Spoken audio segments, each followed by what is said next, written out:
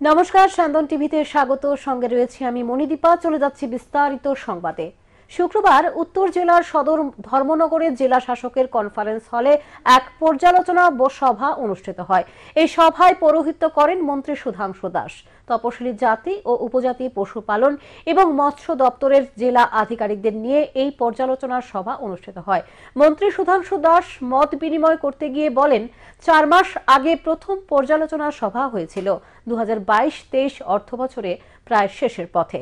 তার নিয়ন্ত্রণাধীন 3টি দপ্তর এসসি, এসটি, পশুপালন এবং মৎস্য দপ্তরে কতটুকু উন্নয়ন সম্ভব হয়েছে এবং অর্থবছরের শেষ হওয়া পর্যন্ত কতটুকু উন্নয়ন করা সম্ভব হবে তা নিয়ে আধিকারিকদের সঙ্গে দীর্ঘ আলোচনা হয়। আজকে আমরা উত্তর ত্রিপুরা জেলায় আমার অধীন থাকা 3 দপ্তর SC welfare department, fishery department এবং এআরডিডি ডিপার্টমেন্ট, এই 3 দপ্তরের সমস্ত জেলা ভিত্তিক যারা আমাদের অফিসার রয়েছে তাদেরকে নিয়ে রিভিউ মিটিংয়ে আমরা অংশগ্রহণ করছি। এই মিটিংয়ের মূল উদ্দেশ্য রাজ্য সরকার এবং কেন্দ্র সরকারের পক্ষ থেকে যে সমস্ত স্কিম বা প্রজেক্ট এই জেলার জন্য বরাদ্দ করা হয়েছে, জেলার বিশেষ করে লাইভস্টক ফার্মার, ফিশ ফার্মার কিংবা তপশিলি জাতি অংশের মানুষের জন্য বরাদ্দ হয়েছে, তার অগ্রগতি কতটুকু হয়েছে। গত 4 মাস আগে আমরা এখানে রিভিউ মিটিং করেছিলাম, ফার্স্ট রিভিউ মিটিং। সেই মিটিংয়ে আমরা যে টার্গেট রেখেছি বা যে ডিসকাশন হয়েছে সেটা কতটুকু ফলপ্রসূ হয়েছে, কতটা ইমপ্লিমেন্টেশন হয়েছে, এই বিষয়গুলি আমরা আজ দিনভর আলোচনা করব, খতিয়ে দেখব। আখাউড়া রোডের ড্রেনের নির্মাণ কাজ পরিদর্শন করেন আগরতলা পৌর নিগমের মেয়র দীপক মজুমদার। সঙ্গে ছিলেন নিগমের কমিশনার শৈলেশ কুমার যাদব সহ বিভিন্ন আধিকারিকরা। শহরবাসীকে মশার উপদ্রব থেকে কিভাবে পরিত্রাণ দেওয়া যায় সেদিকে নজর দেন মেয়র। অল্প কিছুদিনের মধ্যে এই ড্রেনের নির্মাণ কাজ সম্পূর্ণ হয়ে যাবে বলে আশা ব্যক্ত করেন তিনি। কাজ চলছে দীর্ঘদিন ধরে, এটা দেখার জন্য এসেছি কতটা অগ্রগতি হচ্ছে। আর দ্বিতীয়ত হচ্ছে আগরতলা শহরে প্রায় সময় অনেক ব্যক্তির অভিযোগ থাকে যে মশার উপদ্রব বেড়েছে। আমরা যেটা পর্যবেক্ষণ করলাম, আমাদের ধারণা হয়েছে যে এইখানে কাজ করার জন্য কাজ করতে বাদ দিয়ে কাস্টিং করতে হয়। এটা কিছুটা করতে হবে, কিছুটা শহরবাসীর এটা মেনে নিতে হবে। কিন্তু বেশি পরিমাণে মশার উপদ্রব হচ্ছে, আমাদের ধারণা হচ্ছে যে এটা যদি আমরা ক্লিয়ার করে দিই তো এটা হয়তো আমরা উপকৃত মানুষ পাবো। সেদিকে চিন্তা করে আমরা আমাদের ইঞ্জিনিয়ার আমাদের কমিশনার সাহেব এসেছেন, আমরাও আমাদের যারা এজেন্সি কাজ করছেন ওদের সঙ্গে কথা বলে আমাদের যারা আধিকারিক পরিণত কথা বলে সিদ্ধান্ত হয়েছে সপ্তাহে 2 দিন করে পাটটা কাটা হবে, যাতে জলটা স্বাভাবিক ফ্লো থাকে। শহরে যে জলটা জমে থাকে বিভিন্ন ট্রেনে, তার থেকে মশার উপদ্রব হয়, মশা তৈরি হয়। সেই কারণে মশার উপদ্রবটা আগরতলা বেড়েছে আমাদের দিকে। এমনিতে আগরতলা পৌর থেকে প্রতিটি ওয়ার্ডে ফগিং মেশিনের মাধ্যমে মশা তাড়ানোর ব্যবস্থা করা হচ্ছে। আমাদের স্প্রে মেশিন আছে, আমাদের আলাদা লোক। 2009 সালে ওয়ারিংবাড়িতে এক রিয়াং গ্রামকে দত্তক নিয়েছিল Shyamsundar co jewellers. Shyamsundar co jewellers সেই গ্রামে স্থাপন করেছে একটি স্কুল। সেখানে 109 জন ছাত্রছাত্রী বর্তমানে শিক্ষা নিচ্ছে।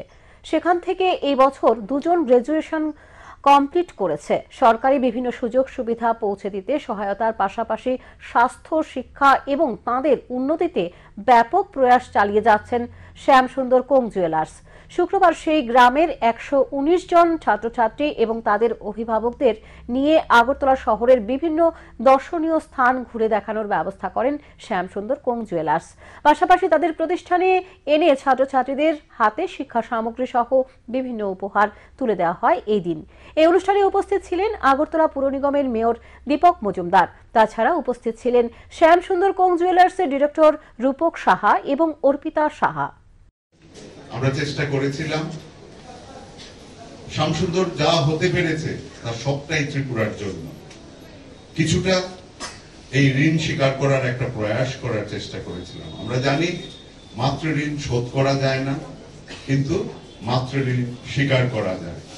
এই ঋণ স্বীকারের অংশ হিসেবে আমরা যুক্ত হয়ে পড়েছিলাম ওয়ারেংবাড়ির রিয়াং জনজাতি ভাই ও বন্ধুদের সাথে। তখন তাদের অনেক অসুবিধে ছিল, তারা বিকেল হলেই নেশাগ্রস্ত হয়ে পড়তেন, পড়াশোনার অবস্থা ছিল না বা ওদের স্বরোজগারের কোনো ব্যবস্থাই ছিল না। ক্রমে ক্রমে আমরা স্বপ্ন দেখতে শুরু করি সবাইকে নিয়ে, যাতে করে এরা স্বাস্থ্যে উজ্জ্বল হয়ে ওঠে, শিক্ষায় উজ্জ্বল হয়ে ওঠে এবং স্বরোজগারে উজ্জ্বল হয়ে ওঠে। আর সেইভাবেই এই ওয়ারেংবাড়ি স্বর্ণগ্রামে পরিণত হবে। আর এই স্বপ্নটা আমরা জেগে দেখছিলাম। আজকের তারিখে স্বর্ণগ্রাম একটি অবস্থায় পৌঁছেছে, তার জন্য রাজ্য সরকারকে আমরা কৃতজ্ঞতা জানাবো। শুক্রবার দুর্গা চৌমুহনী বাজার সংলগ্ন এলাকায় বাজার কলকাতার এক নতুন শোরুমের আনুষ্ঠানিক সূচনা হয়। ৭ রামনগর বিধানসভা কেন্দ্রের বিধায়ক সুরজিৎ দত্তের হাত ধরে এই নতুন শোরুমের উদ্বোধন হয় এদিন। বিধায়ক সুরজিৎ দত্ত এদিন এই নতুন শোরুমটি খুলে দেখেন। পুরুষ এবং মহিলাদের জন্য নিত্য নতুন কালেকশন রয়েছে এখানে।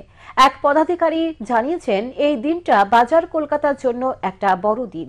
ত্রিপুরায় ক্রেতাদের কাছ থেকে তারা দারুণ সমর্থন এবং উৎসাহ পেয়েছে। এটা তাদের ৪র্থ শোরুম, আর আগরতলা শহরের মধ্যে এটা ৩য় শোরুম। শহরবাসীকে বাজার কলকাতা পরিবারের পক্ষ থেকে অভিনন্দন জানানো হয় এই দিন।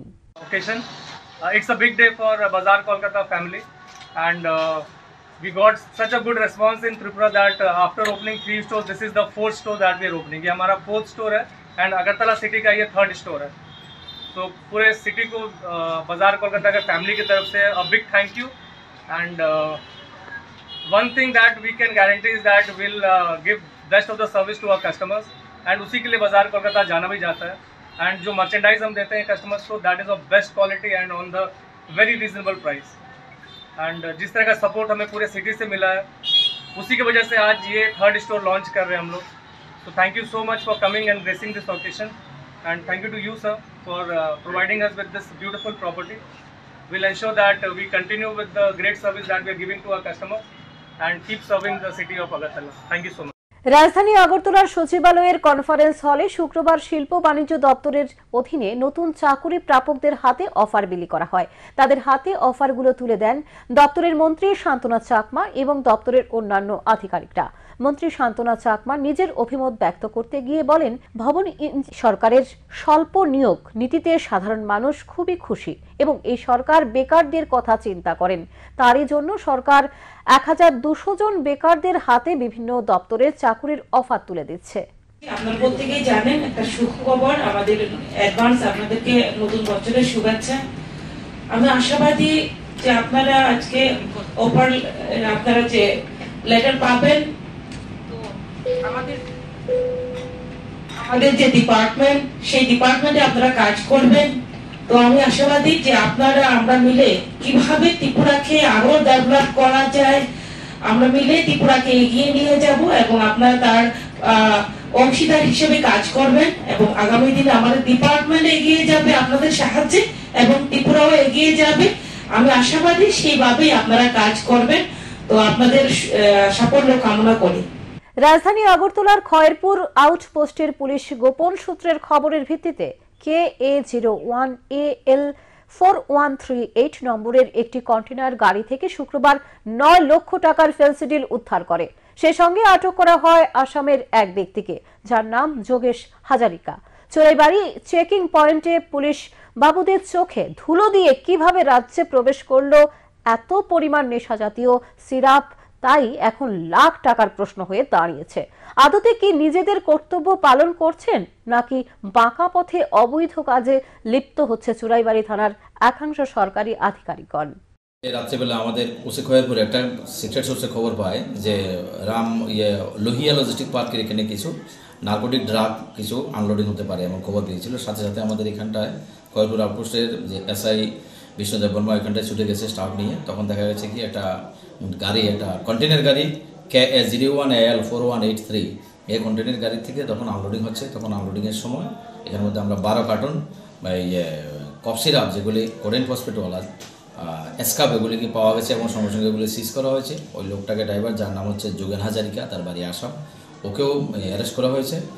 তারপরে আমরা একটা কেস হাতে নিয়েছি, ওকে অ্যারেস্ট করে আমরা সমস্ত প্রসিডিউর মেনটেন করে কেস নাম্বার 78 আর আন্ডার সেকশন 221C, 25 আর 29 NDPS অ্যাক্টে ওকে আমরা আজকে কোর্টে পাঠাবো এবং আমরা পুলিশ ডিমান্ড চাইবো যাতে এটার পিছনে কিংপিন কে আছে। আর এটার কালোবাজারের মূল্য অ্যাপ্রক্স 9 লাখ আর মোর দেন 9 লাখ। গাড়িটা কোথায় থেকে আসছিল? গাড়িটা আউট অফ স্টেট, আমাদের ত্রিপুরার বাইরে থেকেই আসছিল। মানে এখানে কোন জায়গাতে? এখানে হলো খয়েরপুর বাইপাস। এটাতে কি কি জিনিস ছিল? এখানে আরো পার্সেলের জিনিস ছিল, ওগুলো অলরেডি আনলোডিং হয়ে গেছে। আগরতলা শহরের প্রাচীনতম মন্দির তথা লক্ষ্মীনারায়ণ বাড়ি মন্দিরে শিব মন্দির প্রতিষ্ঠা দিবসের দিনে এক মহাযজ্ঞের আয়োজন করা হয়। তাই এই উপলক্ষে প্রতি বছরের ন্যায় এই বছরও এই মহাযজ্ঞের আয়োজন শুরু হয় শুক্রবার। এই যজ্ঞ চলবে 12 ঘন্টা সময় ধরে। রাজ্যবাসীর মঙ্গল কামনায় এদিন এই যজ্ঞের আয়োজন করা হয়। এই যজ্ঞের একটা বিশেষত্ব হচ্ছে শুরুর দিন থেকে যজ্ঞ পরিচালনা করেন একজন পণ্ডিত, সহায়তা থাকেন 2 জন ব্রাহ্মণ। ব্যাপক পরিমাণে ভক্ত সমাগম ঘটে ভগবান শিবের আরাধনায়। আজকের যে শিবযজ্ঞ, আজকের শিবযজ্ঞটা হচ্ছে এখানে যে শিব মন্দিরটা, লক্ষ্মীনারায়ণ মন্দিরের যে শিব মন্দিরটা, এটা এই সময়ে এই দিনে প্রতিষ্ঠা হয়েছিল। এই যে মন্দিরের প্রতিষ্ঠা দিবস উপলক্ষে এখানে শিবের যজ্ঞ করা হয় এবং শিবের আপনার এই যজ্ঞটা হচ্ছে 12 ঘন্টা। সকাল যতটা সময় আরম্ভ হবে 12 ঘন্টা, রাত এতটা পর্যন্ত চলবে। এবং এই যজ্ঞের মাহাত্ম্য হচ্ছে একটাই যে এই যজ্ঞটা শুরু থেকে একজন পণ্ডিত দ্বারা পরিচালিত হতো এবং এখন পর্যন্ত একজন ডিগ্রিধারী পণ্ডিত এই যজ্ঞের প্রতিনিধিত্ব করেন এবং সঙ্গে তারা সহযোগিতা করেন আরো 2 জন ব্রাহ্মণ। আগামী 27 ডিসেম্বর থেকে শুরু হচ্ছে চন্দ্রপুর বাজার হরির নাম সংকীর্তন। শুক্রবার এক সাংবাদিক সম্মেলনে বাজার কমিটির সদস্য বলেন, এই কীর্তন ধর্মপ্রাণ মানুষের একটি আবেগপূর্ণ উৎসব। প্রতি বছর তাদের সামর্থ্য অনুযায়ী এই হরিনাম সংকীর্তন হয়ে থাকে। এলাকাবাসীদের সহযোগিতায় এই হরিনাম সংকীর্তন সংগঠিত হয়। রাজ্যবাসীকে এই হরিনাম কীর্তন এসে উপভোগ করার জন্য বলেন বাজার কমিটির সদস্যরা। আমাদের এই চন্দ্রপুর বাজারের 26তম মহোৎসব সূচনা হবে 27শে ডিসেম্বর। এই উপলক্ষে 26শে ডিসেম্বর আমাদের চন্দ্রপুর বাজারের ব্যবসায়িক এবং এলাকাবাসী মিলে একটা বর্ণাঢ্য র্যালি আমরা শুভ সূচনা করব এবং প্রতিমা আনায়ন জল ভরার মাধ্যমে 26শে ডিসেম্বর আমাদের এখানে সন্ধ্যা 5 ঘটিকায় এক মহন্ত সম্মেলন আয়োজন করা হয়েছে। মহন্ত সম্মেলনের মধ্যে বিভিন্ন মঠ থেকে আগত মহারাজগণ উপস্থিত থাকবেন এবং এখানের মধ্যে আমাদের আরো বিশিষ্টজনেরা উপস্থিত থাকবেন। প্রথমবারের মতো ত্রিপুরায় অনুষ্ঠিত হতে চলেছে খেলো ত্রিপুরা প্যারা 2023-এর আসর। রাজধানী আগরতলার স্বামী বিবেকানন্দ ময়দানে হবে এই আসর। প্রায় 364 জন অংশ নিতে চলেছে এখন পর্যন্ত সূচি অনুযায়ী।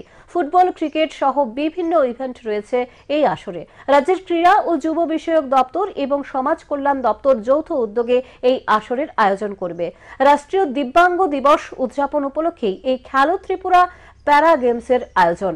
এই আসর আয়োজন করার পাশাপাশি স্বামী বিবেকানন্দ ময়দানে একটি শিবিরও অনুষ্ঠিত হতে হবে। এই শিবিরের মধ্য দিয়ে তাদের জীবিকার উন্নতির স্বার্থে বিভিন্ন ধরনের পরিকল্পনা হাতে নেওয়া হয়েছে। প্রতি ঘরে সুশাসন ক্যাম্প থাকবে এখানে। শুক্রবার এক সাংবাদিক সম্মেলনে এমনটাই জানিয়েছে রাজ্যের যুব ও ক্রীড়া বিষয়ক দপ্তরের মন্ত্রী টিঙ্কু রায়। প্রথমেই আমাদের মিডিয়ার বন্ধু যারা রয়েছেন আপনাদেরকে স্বাগত জানাই। আর আপনাদের সামনে বলতে সত্যি ভালো লাগছে, এটা ত্রিপুরার প্রথমবার এই ধরনের একটা গেম আমরা আয়োজন করতে চলছি। খেলো ত্রিপুরা প্যারা 2023 এটা ফার্স্ট টাইম হবে এত বড় টুর্নামেন্ট আমাদের বিবেকানন্দ ময়দানে, যেখানে প্রায় ইতিমধ্যে যারা আসবেন তার সূচি তৈরি হয়েছে 364 জন, 364 অর্থাৎ 364 জন যারা দিব্যাঙ্গ, যারা এই মাঠে সামিল হবে একসঙ্গে, যেখানে অনেকগুলো টুর্নামেন্ট আয়োজন করা হয়েছে। ফুটবল, ক্রিকেট, ইন্ডিভিজুয়ালি অনেকগুলো গেম, হুইল চেয়ার রেস, এই ধরনের অনেকগুলো গেম আয়োজন করা হয়েছে এবং যৌথ উদ্যোগে আমাদের সোশ্যাল ওয়েলফেয়ার এবং স্পোর্টস দপ্তর যৌথ উদ্যোগে সেটাকে আমরা আমাদের রাষ্ট্রীয় যে দিব্যাঙ্গ দিবস সেটাকে কেন্দ্র করে আমরা এখানে আয়োজন করছি। তো আমাদের এখানে যারা আয়োজক যারা রয়েছেন আমাদের 2টা দপ্তরই, এবং পাশাপাশি আমরা তাদের জন্য যারা দিব্যাঙ্গরা এখানে আসবেন তাদের জন্য কিছু তাদের সব সময় যে জিনিসগুলো দরকার হয়, যেমন ধরুন তাদের অফিসিয়াল ইউআইডি দ্বারা দরকার হয়, আধার কার্ডের দরকার হয়, বা অন্যান্য তাদেরকে স্বাবলম্বী করে তোলার জন্য তারাও যেন নিজের পায়ে দাঁড়াতে পারে, এই ধরনের অনেকগুলো আমরা কার্যক্রম হাতে নিয়েছি। এখনকার মতো সংবাদ এখানেই শেষ করছি। পরবর্তী সংবাদ দেখবার জন্য চোখ রাখুন স্যান্দন টিভির পর্দায়। নমস্কার।